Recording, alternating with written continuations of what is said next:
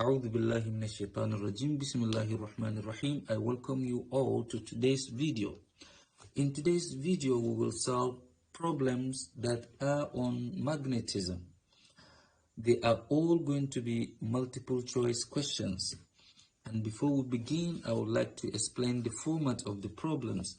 The dot here, the black dot here represent the question, and the negative here are not used to indicate negative but to itemize our options.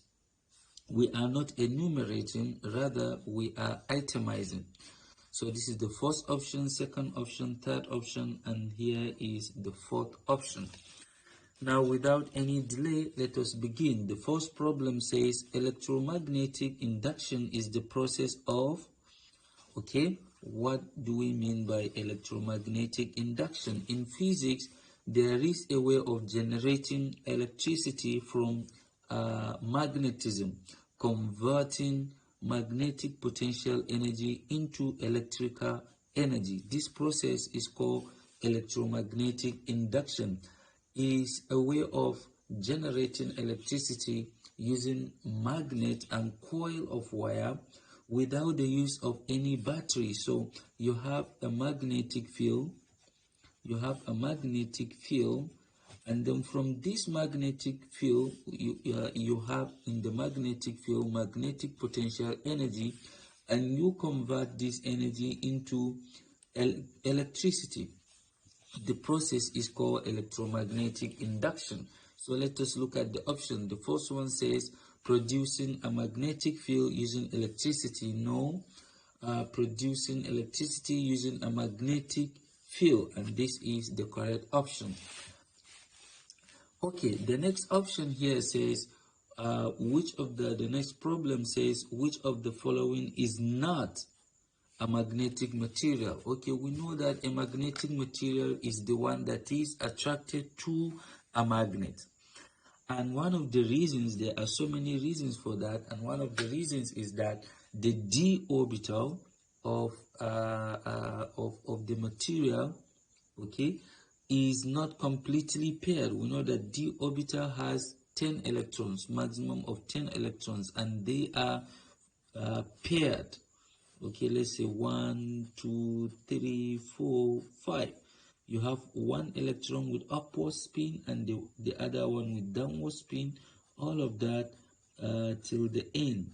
Okay, now any material with complete d orbital electrons is not a magnetic material.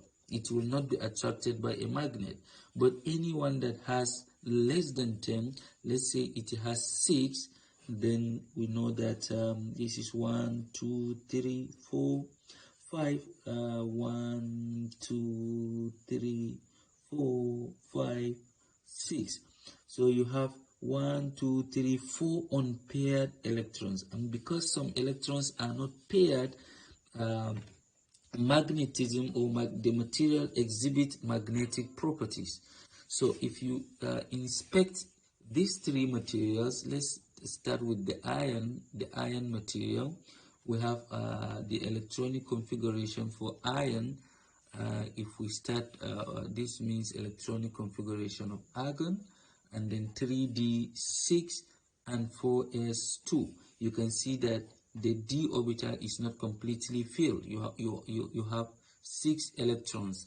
Then for copper you have argon, and then you have 4d10 and 4s1. You see the d orbital is completely filled. So this should be our option.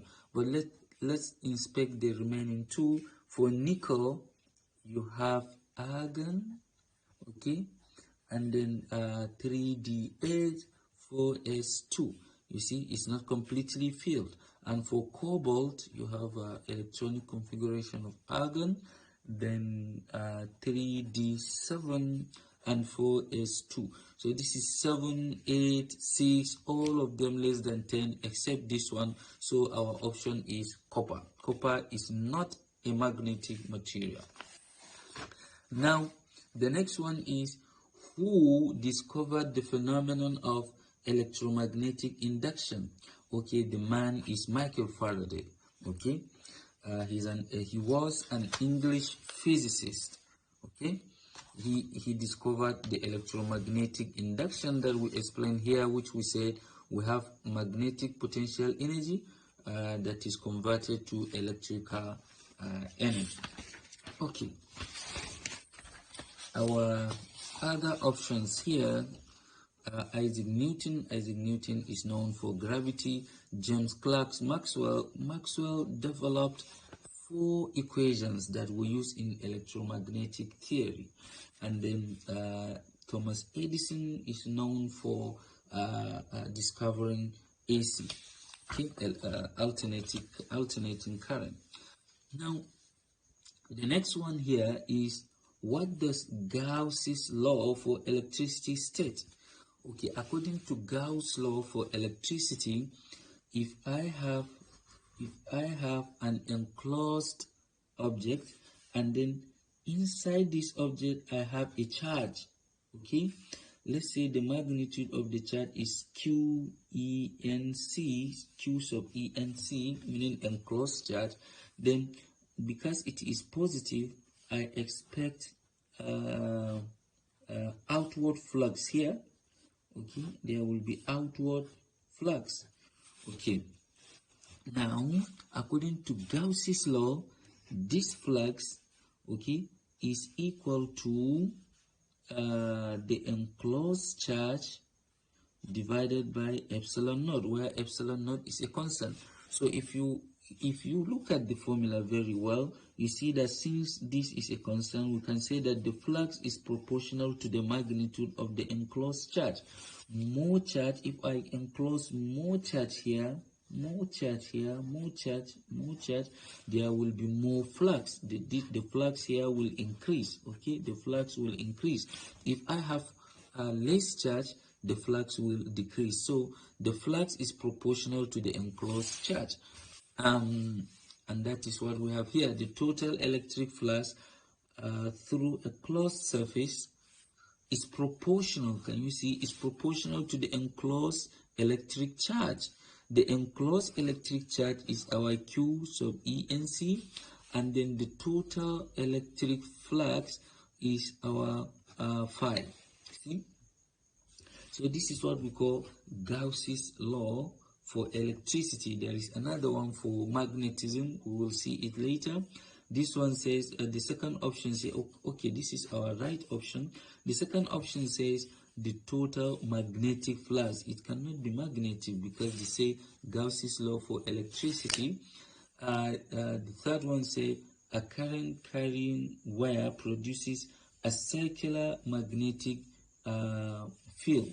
It says magnetic field. Again, this cannot be our option, even though the statement is true, but it's not Gauss's law for electricity. Okay, and then the rate of change of magnetic flux through a loop of wire induces an electromotive force. This statement is also true, but it's not Gauss's law for electricity. Again, it has magnetic flux in it. The next problem here is about Lorentz force. What do we mean by Lorentz force? Okay, if I have a magnetic field, let's say I have a magnetic field, and at the same time I also have an electric field, and the two fields interact with each other. If they interact with each other, the combined fields is given the name electromagnetic field. Electromagnetic field. Now, if I bring a charged object, let's say a positively charged object with the magnitude of the charge Q into an electromagnetic field, then let's say it is moving with a velocity v in the field, then this charge will experience a force due to the magnetic field, and this force is a magnetic force.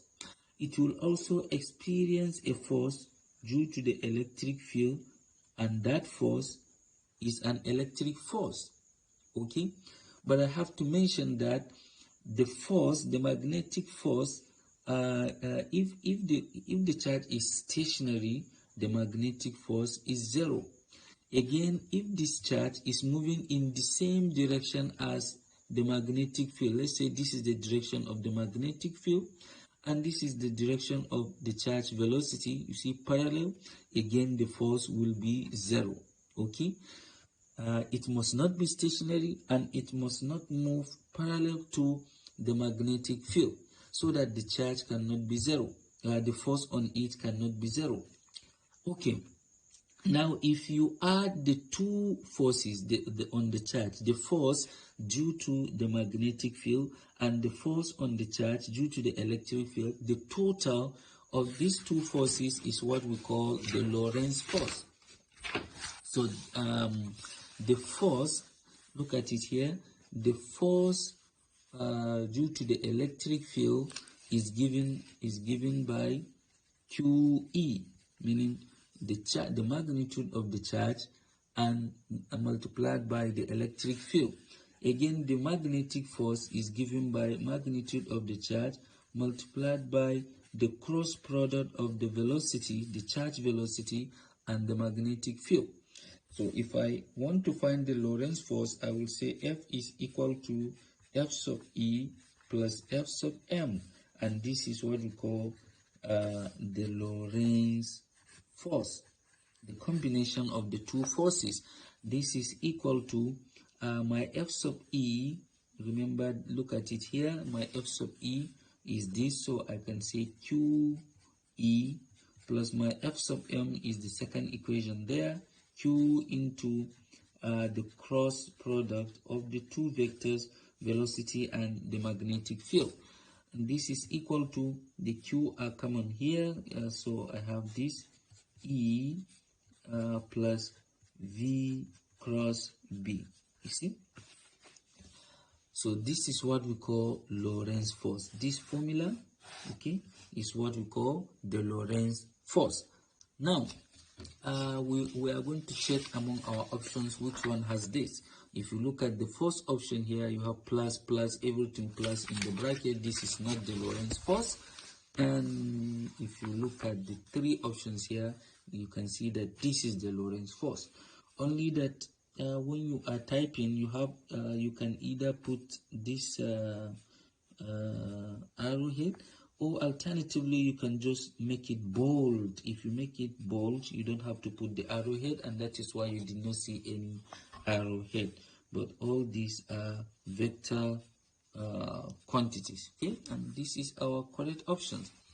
Okay, next problem says cyclotron. A cyclotron, okay, is a device, we use it in particle physics.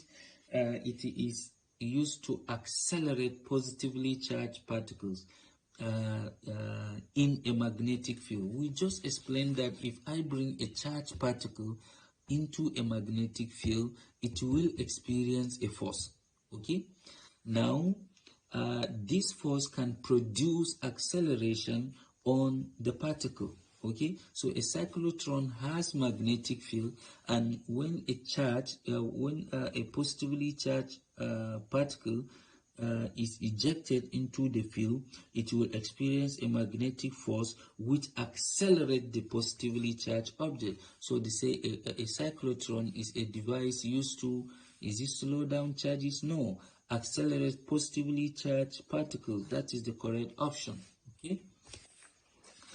Moving on, if we move on here, the next problem is Ampere's law. What do we mean by the Ampere's law here? He said, what does Ampere's law state? Okay, here the first option says the total electric flux through a closed surface is equal to the enclosed electric charge. This one is Gauss's law for electricity that we explained earlier. So this is not our option. The total electric flux through a closed surface is 0. This is not the total electric flux through a closed surface. No. A current carrying wire produces a circular magnetic field around it, and that is the correct one. Okay, that is the correct option. A current carrying wire produces a circular magnetic field around it. This means if I have a wire, a conducting wire, this conducting wire carries current in this direction upward. Now, because there is flow of electric current around the magnet, the region around the wire, you have a magnetic field there. A magnetic field is created. Okay, now at any point, if at any point I want to find the magnetic field here at a distance, let's say this is the distance r from the wire, I can have, because in Q, I can have something like this circular round the wire, and the wire is at the center. So if I want to find this, I can use the Ampere's law. And according to the Ampere's law, if I integrate by line integral, if I integrate the magnetic field, okay, with, let's say I have a small portion here, okay, and I call this dl, okay. If I integrate the dot product of the magnetic field and this, it should give me mu naught I, where mu naught is the magnetic constant and I is the current through the wire. Now suppose the magnetic field around the wire is uniform. If it is uniform, then I can take this out of the integral, and then if I integrate dl fully, it means all this this portion, and that is why you have this, because it's a closed loop. So all of this is circumference, and we know from mathematics that circumference of a circle is 2 pi r.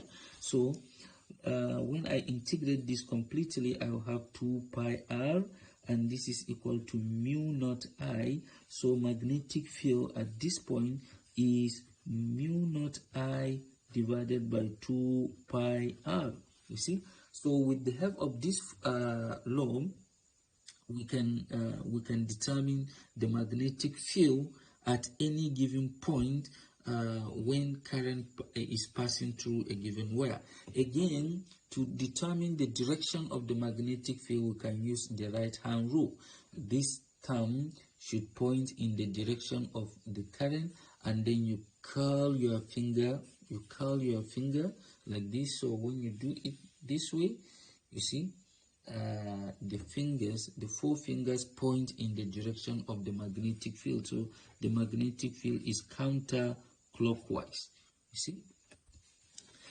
The next problem here says the SI unit of the magnetic field is what is the SI unit of magnetic field? So this is the correct option is Tesla. Okay, the correct option here is Tesla. Weber is for Weber here is for magnetic flux. It's for magnetic flux.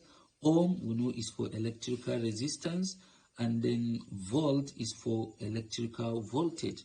Tesla is for magnetic field. So the correct option is Tesla. Now here, the next problem here says, what is the equation for the Lorentz force experienced by a charged particle moving in a magnetic field? Now remember, our Lorentz force is F is equal to Q into E plus the cross product of this. Okay. Now, if the charged particle is only in a magnetic, can you see it's moving in a magnetic field? Now you don't have electric field. If you don't have electric field, then E is 0, and then your equation reduces to this. You remove the 0, and then you have only the magnetic force. Okay. Now this is a cross product, and we know from math that the cross product of any two vectors, let's say Q, this magnitude of V, magnitude of B, then sine of the angle between them.